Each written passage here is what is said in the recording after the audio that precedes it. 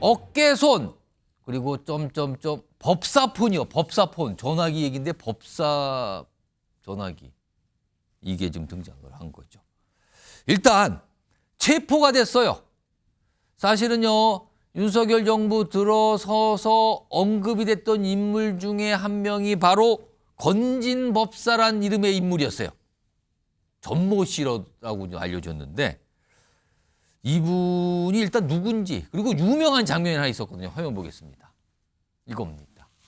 이게 2022년 당시 윤석열 후보, 대선 후보 이제 캠프 활동 당시 모습인데 저렇게 윤석열 후보, 당시 윤석열 후보 등에다가 손을 딱 올리면서 마치 자기가 소개하는 듯한 이런 모습이 공개되면서 여러 가지 얘기가 나왔었어요. 그리고요, 또 알려지기로는 김건희 여사의 그 업체 있죠? 꼬마라 콘텐츠. 고문 활동을 한 정황, 뭐 이런 것까지 알려졌던 이런 인물이에요. 이런 인물인데, 당시에도 여러 가지 논란이 좀 있었거든요. 그래서 설명들이 당시에 나온 게 있습니다. 들어보겠습니다. 하하, 참. 뭐 그분이 무속인 맞습니까? 예? 제가 우리 당 관계자한테 그분 소개받아서 인사를 한 적이 있는데 스님으로 저는 알고 있고 법사라고 저는 들었습니다.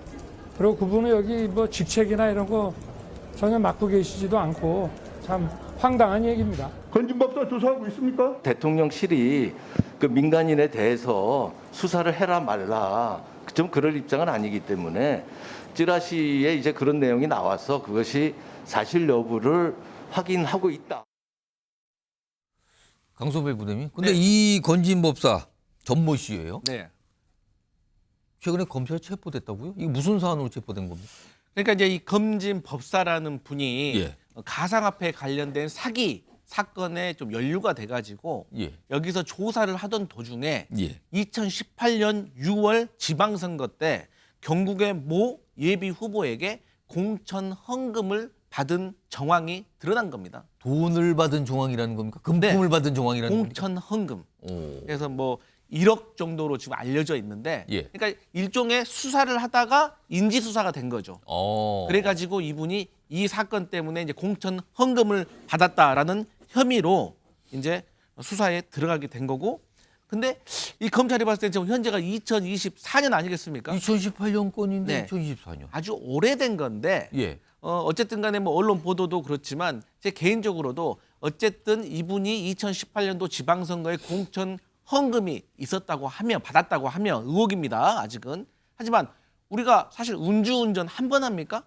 한 번 하게 되면 두세 번 하잖아요. 거의. 예. 마찬가지로 이분이 그 이후에도 어쨌든 선거 때 좀 관여를 해가지고 예. 공천 헌금을 받은 정황이 또 추가적으로 좀 나온 것이 아닌가.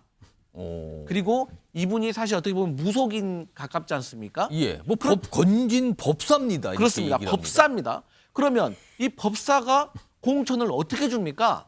그러네요. 당연히 유력 정치인과 친밀도를 과시하면서 내가 공천 받게 해줄게라고 공천 헌금을 받았을 상황이 벌어질 수도 있다. 그래서 이러한 정황 때문에 체포된 상황이다. 이렇게 설명드릴 수 있겠습니다. 지금 뭐 이 당사자는 이거에 대해서 뭐 부인을 하고 있고 뭐 반환한 거다 뭐 이런 얘기까지 좀 뭐 보도를 통해서 알려지고 있는 상황인데, 그런데요.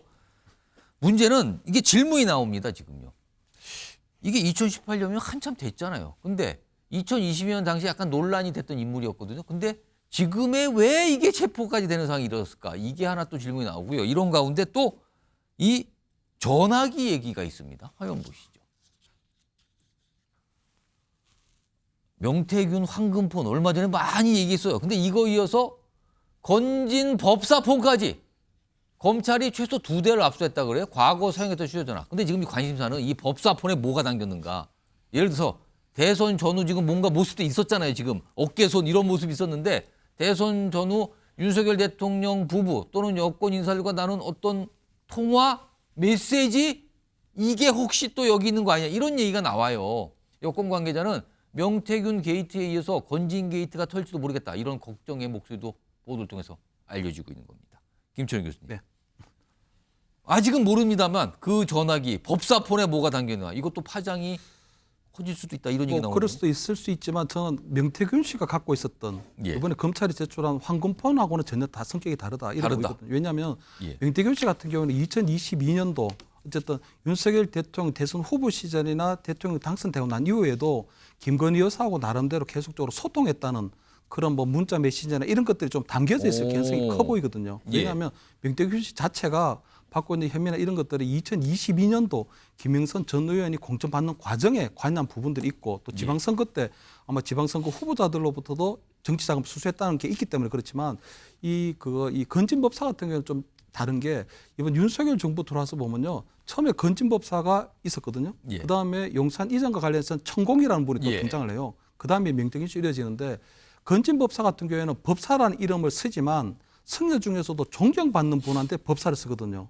근데 이분은 정식 승려는 아니고 예. 그리고 또 존경을 받는 것도 아닌데 본인 스스로가 그냥 법사라고 스스로 쓰는 표현입니까? 스스로 쓰는 거기 때문에 사실은 뭐 이 정식적인 승려가 아니다. 그러니까 일종의 이제 약간 무속인이라는 건데 이분 같은 경우에는 대선 캠프에서 약간 관여를 하다가 그때 벌써 약간 큰 논란이 벌어지고 무속 논란이 벌어지면서 대선 캠프 자체에서 그냥 완전 아웃된 상황이거든요. 그렇기 때문에 저는 이번에 정말 오래간만에 이 건진법사 이야기를 듣고 있는데 그 상황도 보면 2018년도 지방선거 상황이거든요.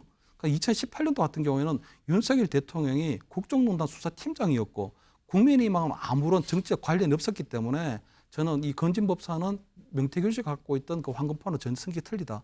다만 이번에 서울 우리 검찰에서 이 사실을 밝힌 부분에 있어서는 조금 정치적 의도가 있다고 보이는 게 일단 김건희 여사에 대한 특검이 통과됐기 때문에 예. 그렇게 대한 여론에 힘을 좀 실어주고 두 번째 그동안 윤석열 정부하에서 검찰의 정치적 중립이 조금 논란이 됐었잖아요. 예. 그렇기 때문에 이번에 아마 대통령이 탄핵됐다고 하니까 그런 정치적 중립 논란도 좀 피하려고 하는 그런 의도가 좀 있지 않나 이런 게 보입니다. 무슨 전화 얘기가 많죠. 뭐 어떤 무슨 안가 모임을 있었는데 그거 끝난 후에 전화기를 바꿨다는 얘기도 있고요.